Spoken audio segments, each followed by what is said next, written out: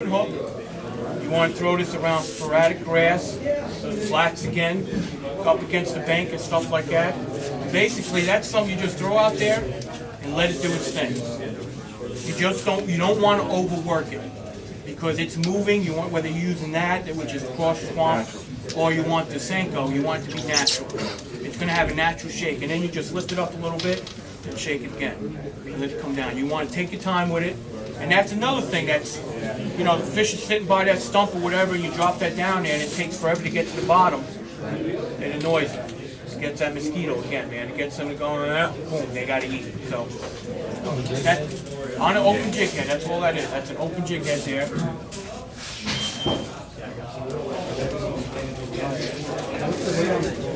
That's like a 30-second ounce.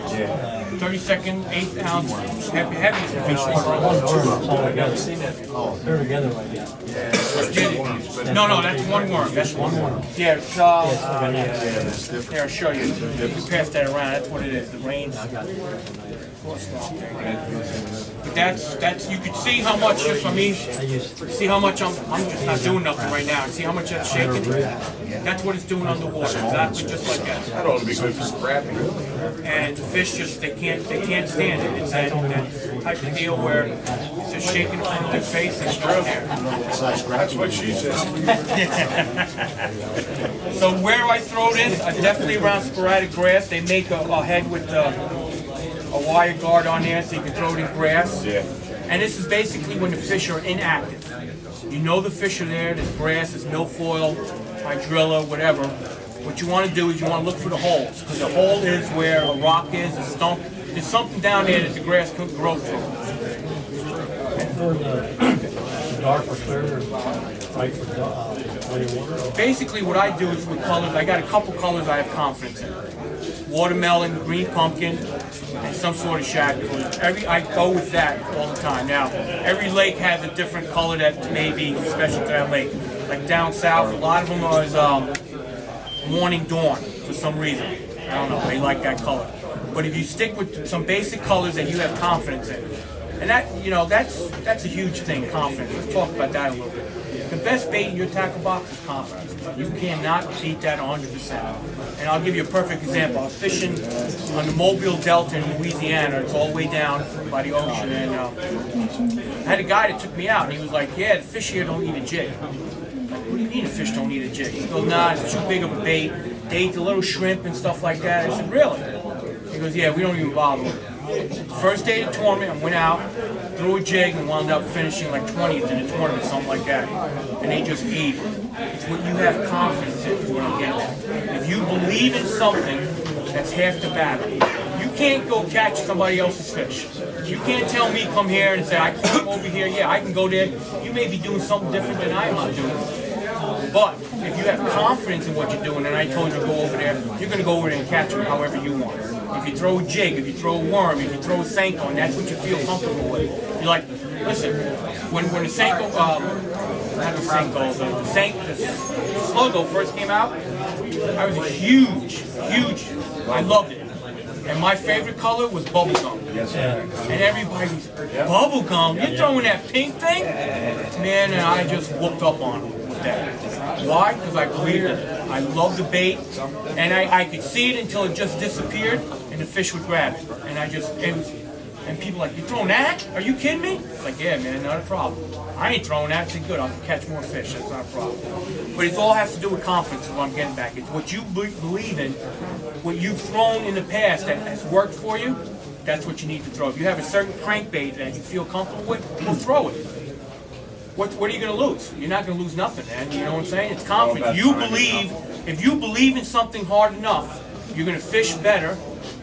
You just fish, this is your favorite color. You're like, yeah, I know I got this color on because it works, And you're just going to fish it right. Now, if you got another color on, you're like, man, I don't know. Let me switch. You're fishing faster. You're not fishing the same way. Right. So confidence has 100% to do with it. You got to believe in what you're doing. If you don't believe in what you're doing, you're just wasting your time. You really got to be confident. So that was a good point, confidence. All right. Let's hit another couple points here with. We got a frog rod here. Frog rod. How many people like throwing a frog? There you go. I'm going to try to give you a couple of pointers on frogs. out. That's an interesting frog.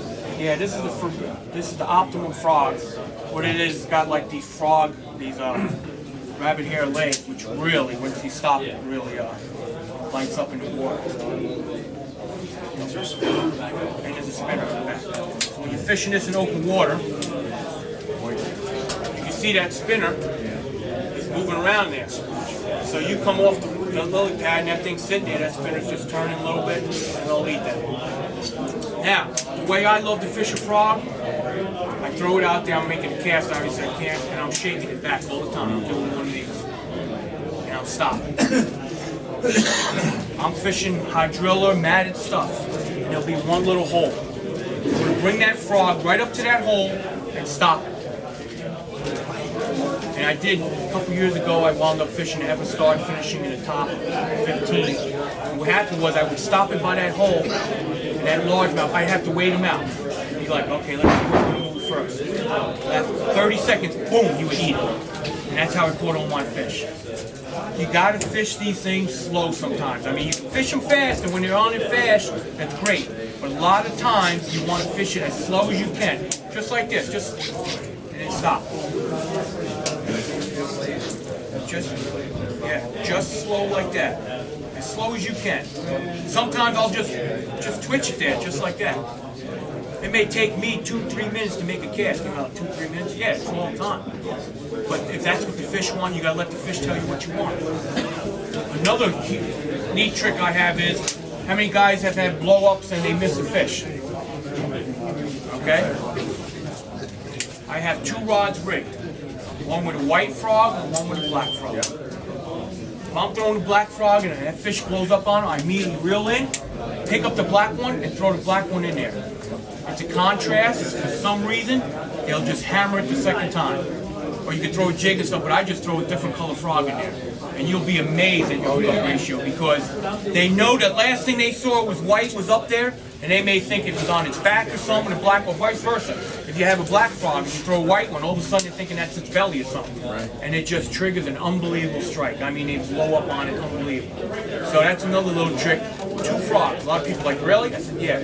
Throw out there, and once you get a blow up, bring it in as fast as you can, pick up the other rod, and just swing it right back out there.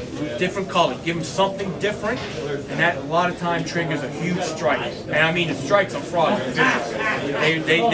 They're there for a reason. That's to eat, you know what I'm saying?